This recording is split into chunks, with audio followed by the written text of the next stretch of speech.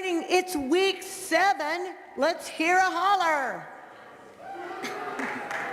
Okay, for Monday, week 7, that's about as good as it gets. Please listen up to your announcements.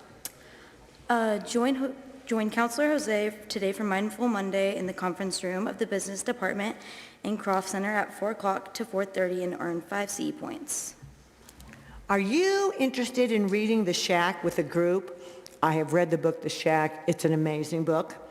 Phoebe and Joy will be leading a small group on Tuesdays, 7 p.m. I'm assuming 7, or is it 7 a.m.? I think it's 7 p.m. in the conference room of the Bible Department. Earn 5 CE points. Next, and that's me. Come dance your troubles away on Wednesday at 11 a.m. Oh, this is line dancing. Do you know what I mean by line dancing, right? Right. You got to do this on Wednesday unless you're in Formation Planning Committee, and then you're with me. All right, that is 11 a.m. Mari and Lauren will lead some line dances. Next. Intramurals this week is floor hockey tournament Thursday at 8 in the CAC. If you want to be a part of it, email Jacob Lehman saying sign up.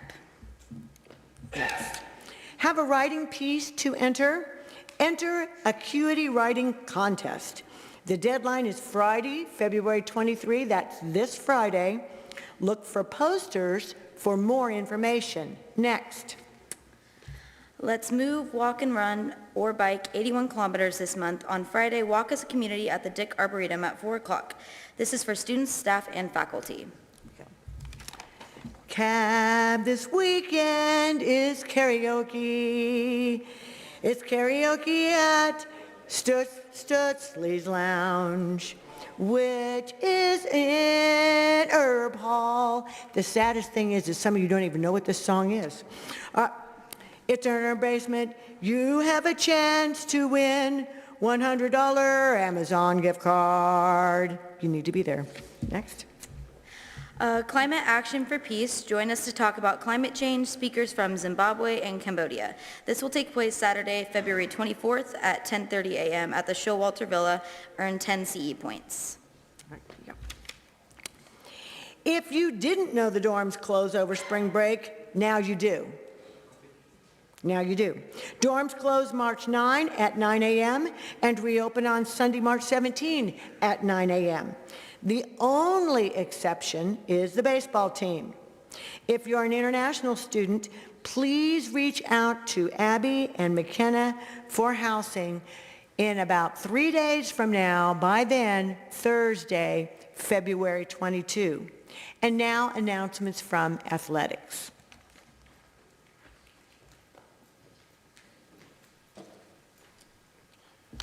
On Wednesday, Quez Wright led the men's basketball team with 32 points and 11 rebounds in a double overtime game. And on Saturday, Junior Hicks had 19 points and 3 steals. The men's team is now 16-9 on the season. Norika Welch was the leading scorer in both games for the women's basketball team, 18 points and 5 steals on Wednesday. And on Saturday, she had 28 points and 3 steals. The team's 11-13. The baseball team had a nice 16-2 win on Friday with Jaden Johansson and Aiden McCullough each having 4 RBIs in the game. The softball team won a doubleheader yesterday, 12-10 and 12-4. Emma Killingsworth had 4 hits and 2 RBIs and was the winning pitcher in Game 1. Mimi Castillo had 2 hits and 4 RBIs in Game 2 with Savannah Jackson picking up the pitching win. Today, softball host Frank Phillips College at 1 and 3 p.m. here at Mullet Field. Baseball travels to Tabor for a 2 p.m. 9-inning game on Wednesday. The basketball teams travel away to Neosho Community College at 5:30 and 7:30 on Wednesday. Friday and Saturday, the baseball teams are at Metro Community College.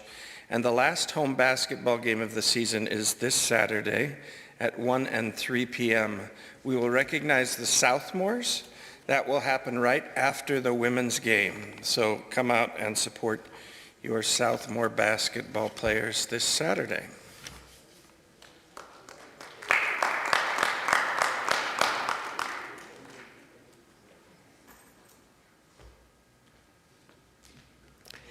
Depression is a very important topic. It impacts all of us, whether it impacts us, ourselves individually, or people that we love. So thank you for being here. Thank you for listening. And I encourage you to really listen hard, and if you can reach out to one of us as counselors or reach out to a friend to help them connect, please do. Help me warmly welcome our own campus counselor, Jose Gloria.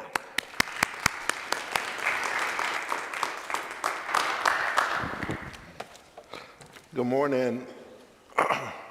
So we are asking that if you have any questions about depression, we're trying to figure out the best way to get it.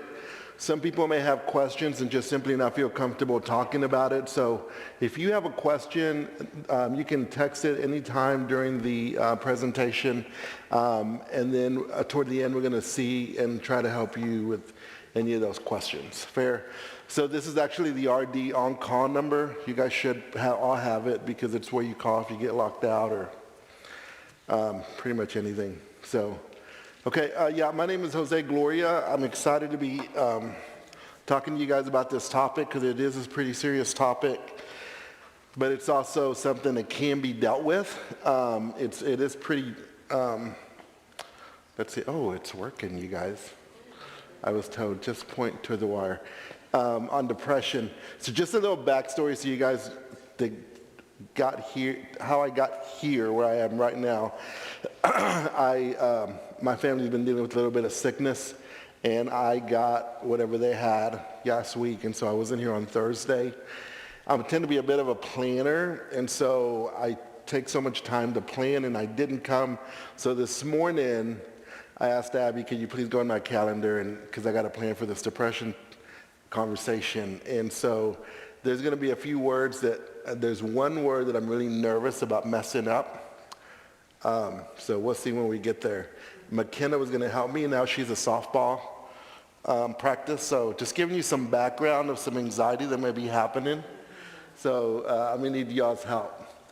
And also good background. It's a little nervous being up here, guys. But it's also fun, and this is a good topic. All right. So let me go back. If you didn't get that number, again, if you have any question on depression at all, I'm not going to promise we're going to have an answer, but it's good to know what the questions are. We can get a conversation going. Okay, on depression. So we're going to talk about what it is. Depression is a common and serious medical illness that negatively affects how you feel, the way you think, and how you act. The symptoms can vary and can include loss of interest in activities once enjoyed, changes in appetite, how you sleep, feelings of worthlessness or guilt, and can include thoughts of death and suicide. I just lost it.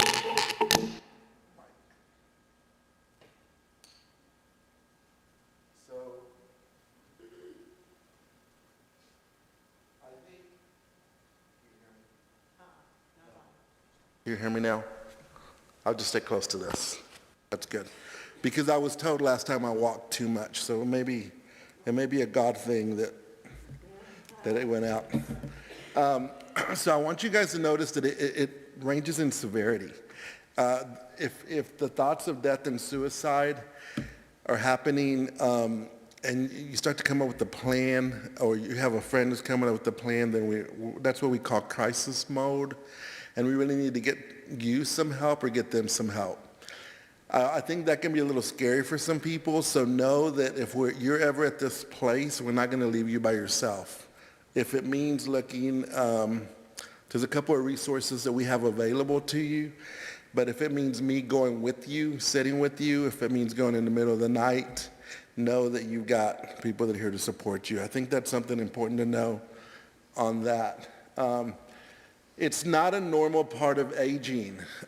It's not something to be ashamed of, and it's not a character flaw or a sign of weakness. One of the biggest things that I, as a counselor, find is that when people get in any kind of mental health issue, they tend to isolate and pull away from the community, which is really interesting because the community can be really healing when you're dealing with stuff. That means you're friends. It doesn't mean they have to have the answers, but just having them around is super helpful. So what are the different types of depression? One is called a major depressive disorder, which is an overwhelming feeling of sadness. Let's see. See, I practice this, now I'm nervous. Dysthymic? Help me with that, Michelle. There you go, what Michelle just said. Feelings of tired, self-criticism. You avoid friends, social occasions, guilt over past events. So let's talk about that one in a second. Past events could be this weekend. Dang it, I did something really stupid this weekend and now I want to isolate. We all do dumb stuff, but I want you to, isolating is one of the most dangerous things you can do. So finding someone you trust, and if you've met with me at all, you will hear not everyone is worthy of your story. You'll hear me say that. Some people are not, but there's some people are that you can trust, and you can find those people pretty easily. And then the seasonal affective disorder, which is basically, that happens mostly in the winter time, but there are some people that are affected during summertime. Believe it or not, when summertime starts to happen, they go into depressive mode. And so in the wintertime, they believe it's because the days become shorter, we have less vitamin D. And so your body, it causes a chemical reaction in the brain. One of the ways you treat it is you get under there's a light. I had a roommate who actually dealt with this kind of depression. He was from Alaska, and so it was, that's how he dealt with that kind of depression. All right. So these are some of the symptoms: sadness, loss of interest, overwhelmed, anxiety, diminished ability to think or concentrate, excessive or inappropriate guilt.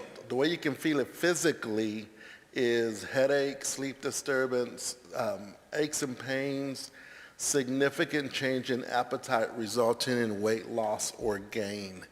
So if you start to find yourself, or you start to notice things in your friend, be willing to address it, right? So there's no single cause of depression. Depression happens because of a combination of things. One of those is genes. If you have a family history of depression, then it's possible that you could be affected. That's difficult to change. I'm as tall as I am because my family is short. I'm actually the tallest person in my family. My kids have a different possibility because I married a tall German. So it's a 50-50. We don't know how they're going to do, but they have a pretty good probability of being taller than I am. Brain chemistry, it means there could be some things going on in the brain that affects how you feel. And then there's environment and psychological factors. What does that mean? It means you've got tests and you've got requirements from a coach, and you just broke up with someone that you really liked, and all of that can lead into feelings. Those are factors that are not within your control, but can put you in a funk. And if you don't address it, then things can get worse. Okay, this is the one that two neurotransmitters involved in depression. So serotonin, and the other one is neuro. Say it again, loud. Yes, thank you. I struggled with that, you guys. I practiced it in the office over and over. McKenna said, you got it. Then I was going to have Abby help me, and Abby was busy. So basically, serotonin affects sex, appetite, and aggression. Norepinephrine, yes, what she just said, affects concentration, interest, and motivation. So true story, usually whenever I struggle with the word, I say, well, English is my second language, which is true, but I also have a degree. I should probably know that word because we go over it a lot. And then a lack in both of those neurotransmitters can create a depressed mood, anxiety, vague aches and pains, and irritability. Okay? So that can be part of what's happening with you as far as depression. Let's see. So there's two ways that depression is treated. Actually, there's a couple. But these are the talk therapies. One is called cognitive behavioral therapy, and it focuses on helping to identify and change negative patterns. It's one of my favorite ways of working with students because it's a way of re-looking at the world in a different way. One of my favorite people, if you know me at all, there's a guy named Jamie Winship who talks a lot about this, but changing the way that you look at the problem changes the problem. And then there's interpersonal therapy. Basically, this puts emphasis on the way symptoms are related to a person's relationships, including family and peers. So what you look at is, you start to look at family histories or relationships, and then you start to look at what may need to change. When I do this kind of work with students, usually the big thing that comes up is boundaries. You need to work on boundaries because you're feeling really depressed because things are being asked of you that you're not comfortable with and you're having a hard time saying no. So that's where you start to work with students on what it is to be aggressive and what it is to be assertive. I think we have gotten those messed up, and we think that being assertive is the same thing as being aggressive, and it is not. Assertive simply means that you know who you are and what you will allow. Usually a person who's assertive if would tend to be labeled in negative ways, but it's just a person who says, these are my limits and these are my limitations and I won't go past that. And that's super healthy in a relationship, especially where you're being asked to do things that are not healthy. Okay. So for severe cases in which therapy and medicine does not treat depression, there's something called electroconvulsive therapy, which is it's done in a medical facility, but it's similar to when someone has a, I'm trying to think of this word, oh my goodness. Basically, they stimulate the brain in certain areas. I'm thinking there's some people who have a disorder where they can have convulsions. What's it called? Like a seizure. The data that I was researching on this is basically a controlled seizure that's done in the medical, but it's done to the brain that helps release the serotonin and the, where's my person? Yes. It helps release those chemicals in the brain that helps ease the depression. This is usually done with people with severe depression. It's one of the, today ECT has greatly improved and is shown to help those who cannot feel better with other treatments. So how can I find help? One of the biggest ones that we always say is go see your doctor. Because a lot of times the depression may be coming from a place of some sort of chemical imbalance, or there may be other things going on with you that are helping lead to that. So it's talking about psychiatrists, psychologists, licensed social workers, that would be me, or any other mental health counselor. You guys have campus counselors. I'm available, and then there are other things that we have available to us if you need additional help. So reach out is basically what we're saying. You guys have campus pastors, and that is completely confidential. Let's see. What do I do if someone I know is in crisis? So these are some of the different things you can do, but also talk to us, talk to your RA, talk to professors, talk to the people, bring it to our attention. I'm excited about what's happening in the next year where we have CAs, WAs, and MAs, because they will be able to be more on top of what's going on with you guys. Let's see. So this is some of the references. So that's the end of the slideshow. Let's see, did we get any questions? Who's got our phone?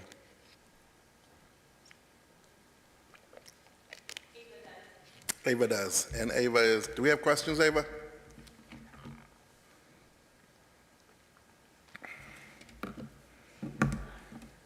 That's okay. Because I've got more to say. I've got a whole pad full of stuff. While she's looking, I'm going to talk to you guys. So we're talking a lot about depression and what it is, but how do I prevent it, and what can I do about it now? So there's several things that I want to talk to you guys about.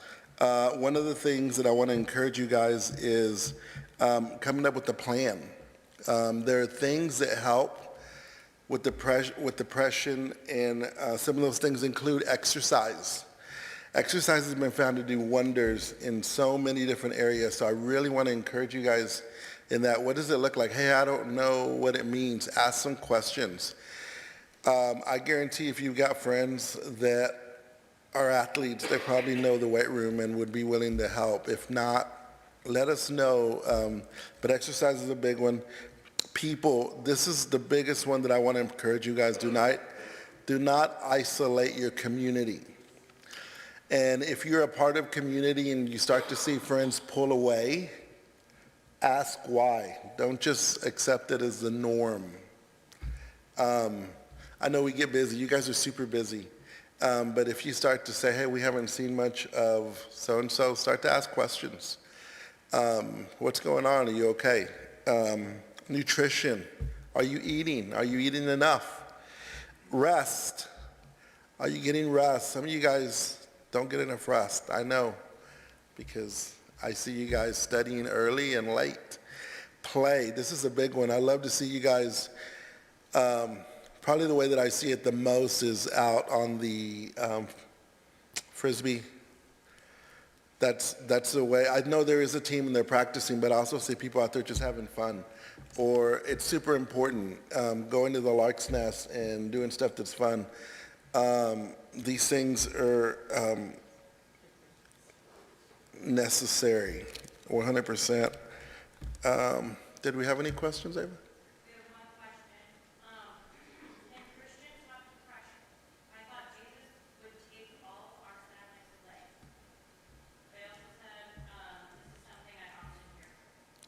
Okay. So let me make sure I'm understanding. They're saying that because we're Christian, we should not have to deal with depression. Or that's what they're told. Yeah. That takes me back when I lived in Liberty, Missouri many years ago, and the pastor dealt with depression. And that was one of the things he brought. He's like, I'm your pastor, and I'm dealing with depression. And so it was one of the most vulnerable things. And Michelle, I don't know if you want to come up, or Nick, who may want to address this as well, because you guys are campus pastors. I will let you know that as a fellow Christian, we still deal with those emotions. And if you're being told it's not okay, that's not true. Do you want to? I can think of several examples why, but Michelle, yeah. Two things that come to my mind. Please read the book of Psalms. 70% of them are sad psalms where people are like, hey, I'm a righteous person, I'm a good person, and you aren't answering me, God. Yes, good people do suffer from depression. And let me be vulnerable here. Depression runs in my family. One of my 3 children is clinically depressed. We were told that if we would just pray hard enough, and if we would just really believe that God would answer, God would take her depression away. Now, this is a complicated thing. God did not take her depression away right away. We went through some really, really hard times. God also, I think, helped give us people who loved us.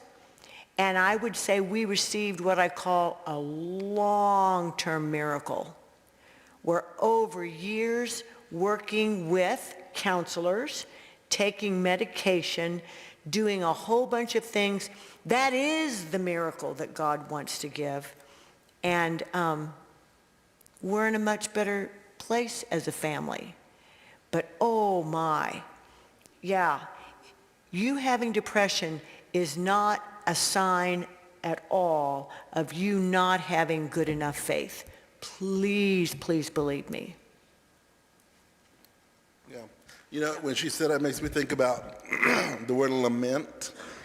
There's a reason it's in the Bible, and that's what she's talking about. You know, there's power in getting out, whether it be in prayer, what it is that you are going through. As a believer, this is me, Jose, believer apart from counselor. I think there's a lot of power in talking to God and saying, this is what I'm experiencing, and allowing him to speak back to you. So I think that there is power in that.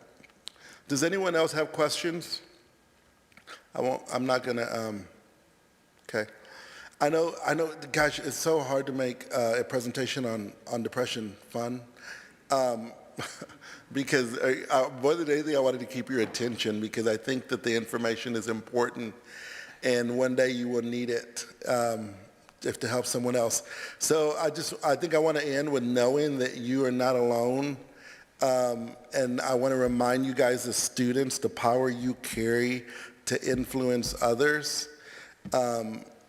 And know that if you're suffering or if someone around you is suffering, just listening. I heard recently, I know one of Michael's favorite people is Simon, say it again? Simon Sinek. Simon Sinek. But I heard him speak recently. He said the power of 8 minutes. And I texted this to Nick last week. Hey, do you have 8 minutes? And what that means is giving a person just 8 minutes where you listen to them changes just their mindset. It makes them feel valued and important, and you guys have that. So I want to encourage you guys to do that and utilize with each other. You don't have to have all the answers, but just being willing to listen. Fair? All right, you guys are powerful. We're going to get your CE points. I've been calling them CEU points. So thanks, guys. I appreciate you guys listening. And if you have any additional questions, come see me, make an appointment. And thank you for the time.